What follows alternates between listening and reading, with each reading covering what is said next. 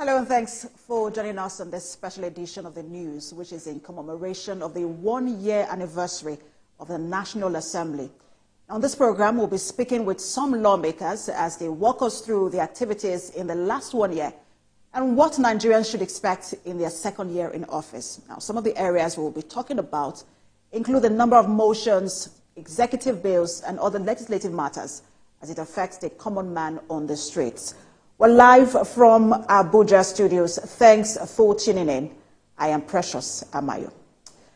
Let's begin from the National Assembly, where both the Senate and the House of Representatives have clocked 1 year in office.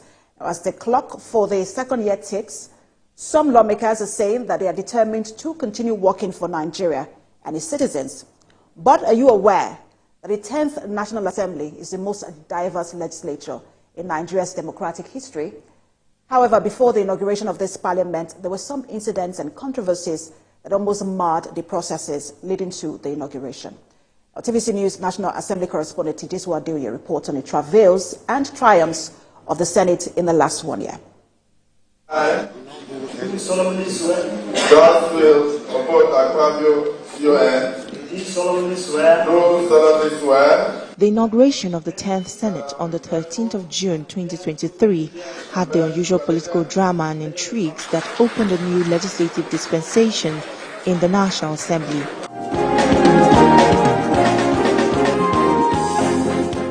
The keenly contested leadership election in both chambers was viewed by many as an indication that Nigeria is a thriving democracy.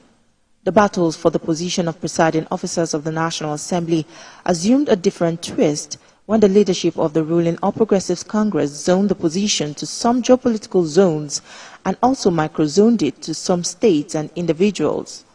Senator Akpabio and Senator Barau Jibrin were endorsed by the leadership of the APC to contest the highly coveted seats in the 10th Senate and were considered to be the most preferred candidates of the president. This further heightened rivalry among members of the same party and also spurred the opposition parties to begin plans of staging an upset by giving block votes to their own preferred candidates. Despite various interests and differences in the 10th Senate, President of the Senate, Senator Godswill Akpabio, has tried to ensure balance and less friction among both sides, and the voices and views of all constituents represented is not left out. The relationship that appears to be blossoming between the executive and the legislature may linger for a long time, as the lawmakers say they are always ready to cooperate as long as it serves the interests of their people. The Senate also passed several bills and motions and also intervened in issues of urgent national importance.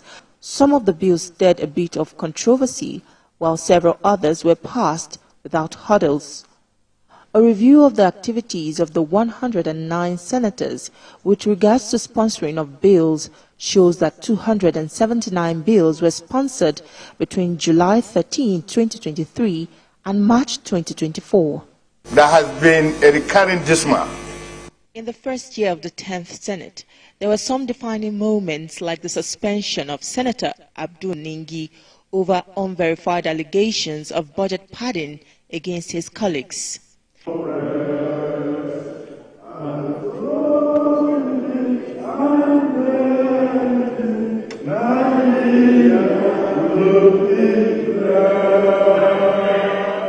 The quick passage of a bill to revert to the old national anthem also attracted criticisms from lawmakers because of the attention given to a matter Nigerians believed was not a priority.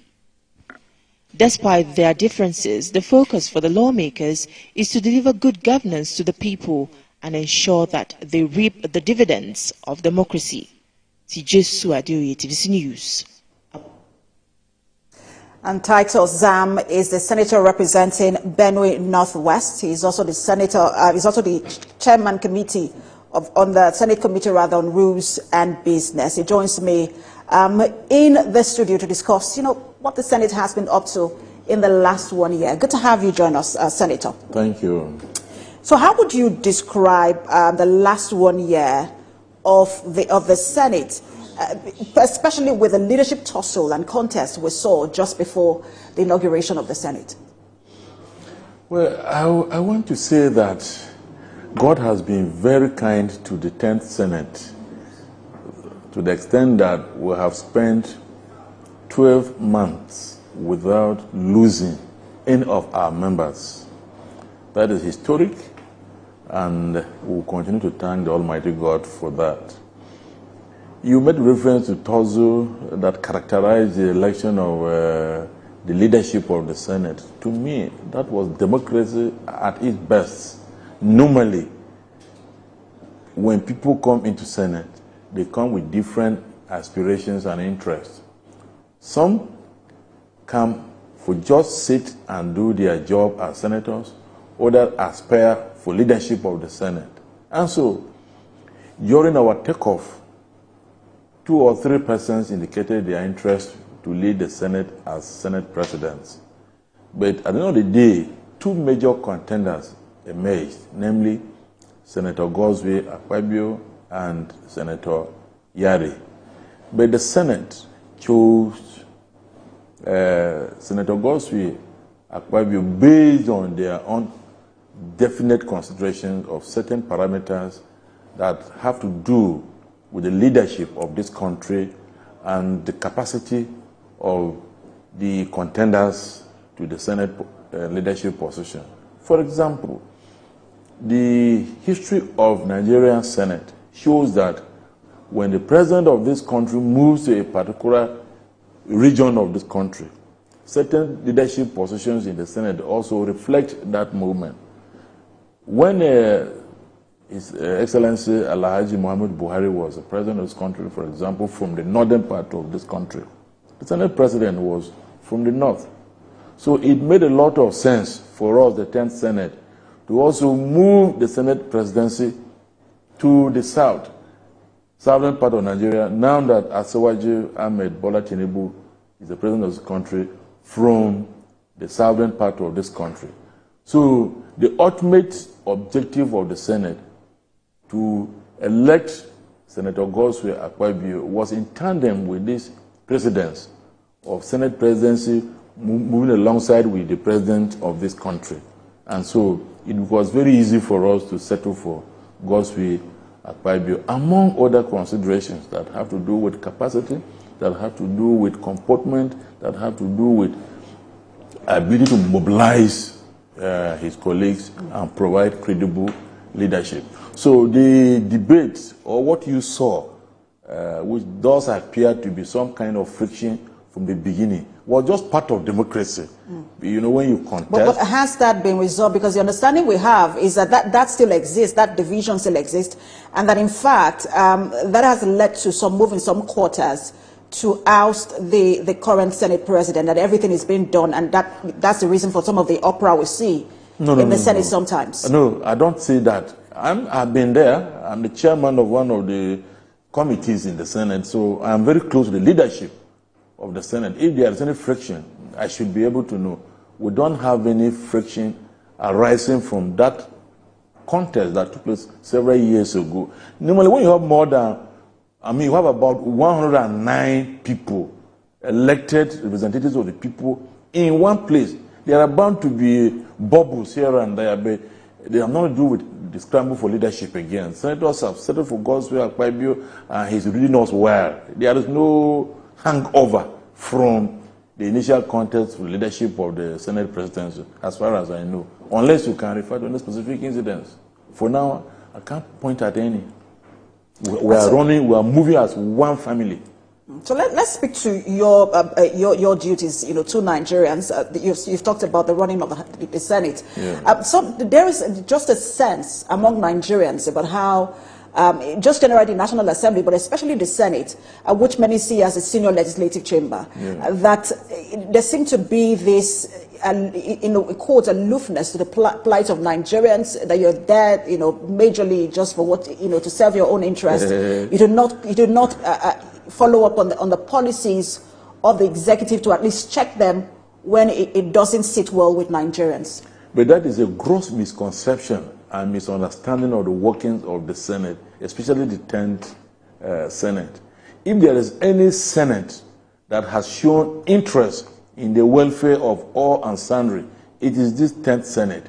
You are aware that a few weeks ago, the Senate rose in opposition against the increase in the electricity tariff, that citizens complained that the increase is too high. The Senate refused to approve the request. Indeed, on the day the report of the Committee for Power led by Senator Abaribe was to be presented, if not for the subsisting court order, by now we would have been able to bring down that over 200% increase in the tariff. That is a pointer to the fact that the Senate is conscious of the welfare of the citizens of this country.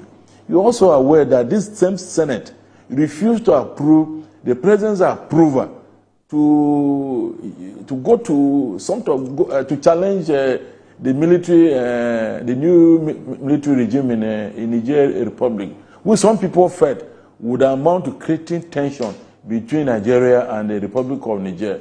This Senate stood its ground and refused the request from the President to send troops. So we are very conscious of the fact that we are there for and on behalf of the common man and the citizens of this country. So if anybody accuses us of being aloof, then I think that person is not being fair to us. So much, has happened to point to the fact that we are conscious of the interests of the people that elected us into the 10th Senate. So I don't think that position is correct. And what about your oversight functions as regards to the ministry's departments and agencies? You're aware that in terms of performance review, for the last 1 year, some people believe that some ministers do not have anything to show or so much to show for the last 1 year, and that this is supposed to be, there's supposed to be a process, especially in the Senate, you screen them, that is supposed to be a process in the Senate where you are able to, you should have some performance review, and that you don't do that. So perhaps why some of these ministers do not have anything to show for the last 1 year? Well, it is not the duty of the Senate to use whip and beat ministers to perform. Ministers have their own priorities. They have their own scale of duty determined for them by the appointing authority. For us, is to monitor, you understand, based on their own standard of performance. So what we do, as I talk to you, even today, I just came back from an oversight visit at the Ministry of Trade and Investment. So every senator is going about carrying out their oversight duties as required by the law. But the standard of performance of the executive arm of government does not rest with the senators. We can only assess what they have set out to do based on the budget that we have approved. So we are doing that. Nobody can accuse us of being not interested in the performances of the minister. On the other hand, it's the ministers themselves that are even saying we are overbearing, because we invite them, we go to their ministries to supervise what they are doing. And so that's not correct view.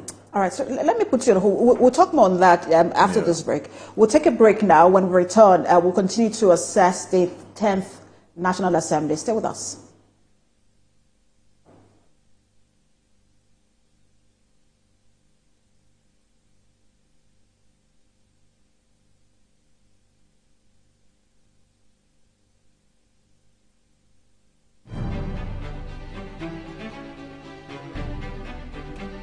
Dearest gentle reader, today we are in the magnificent city of Lagos.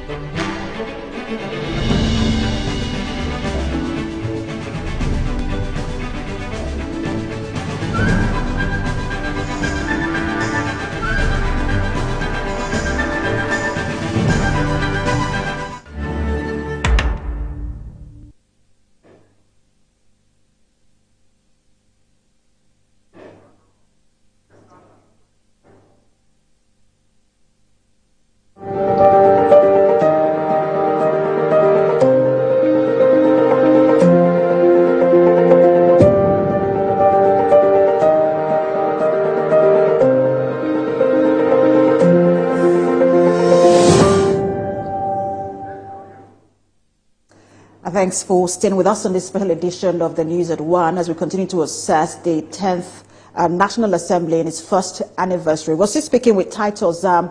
He's the Chairman, Senate Committee on Rules and Business. Thank you so much for staying with us. Thank you. Let's move on now to the issue of the insecurity in the country. Yeah. The several conversations coming out from the National Assembly, but it looks like it's all motion, but not necessarily movement. That's how Nigerians see it. Yeah. What is the Senate doing, the 10th Senate doing to ensure that the issue of insecurity is curbed in the country? Well, my dear sister, I want to thank you for bringing this conversation here. The Senate, and indeed the National Assembly, that is the two chambers of the House of Representatives and that of the Senate, have collectively demonstrated a lot of concern over the state of insecurity in this country.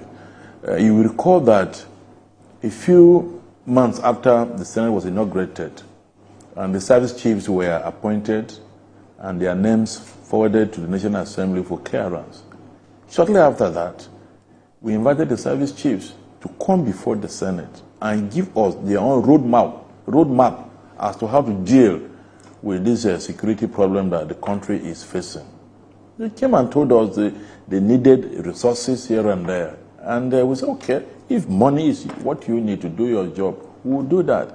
And then the Senate, in liaison with the executive, brought on board a supplementary budget, and so much money was given to the military and other, security agencies to enable them carry out their functions. And for some time, we saw a kind of a reduction in the wave of insecurity in the country. But then, suddenly, we saw a relapse into the same situation before this interaction. And so, the Senate is not resting, and we are talking. We are also accessing the situation. As I speak to you, a few months ago, I think the Chief of Army Staff precisely was invited to come again to address the Senate over these continued security challenges that the country is going through. He came forward and told us what efforts they are making. But as I speak, Nigeria is still bleeding. And this insecurity have to do with farmers' headers crisis, kidnapping, robbery. And I want to stay, because you mentioned farmers' headers crisis, I want to stay on that because we're now seeing a bill, the Senate, to establish a commission that will regulate ranching, and that's creating some sort of, And I'm the sponsor of the bill. You are, and that's why I want to ask you, what's the thinking, because, you see how it's creating controversy, people are for and against it. What was the thinking behind that bill? Principally, I come from a state, I come from Benue State, and my senatorial district has become the epicenter of farmers' headers crisis, leading to loss of lives and properties, amounting to several millions, if not billions. So I feel concerned as someone who is elected by my people to represent them in Abuja here, where all the security agencies are headquartered. I felt concerned that we need to do something. Over the years, there has been this movement back and forth about coming on board with a law that will regulate the relationship between farmers and herders. But none of these efforts have ever seen any concrete result. So my motivation is to bring on board a law that will regulate the relationship between herders and farmers in order to stem this tide of continued attacks and counterattacks between farmers and herders. So, in summary, my objective is to find peace between herders and farmers through a law that will regulate that relationship, determine the boundaries of each of these groups, be they farmers or herders. So my motivation generally is to bring peace. All right, so we'll see whether this, it's now going to get to the stage of public reading. I think that's it. Public hearing. Hearing, that's the next phase. We'll see how Nigerians react to it and whether I expect that Nigerians will come out en masse to support that bill so that it will come into We are watching out for that. Thank you so much for your time and for speaking to us on the 10th Senate. Titus Zam, the Senator representing Benue Northwest and Chairman, Senate Committee Rules and Business. Thank you so much for your time. Thank you very much. Thank you. Well, let's turn our attention now to the House of Reps.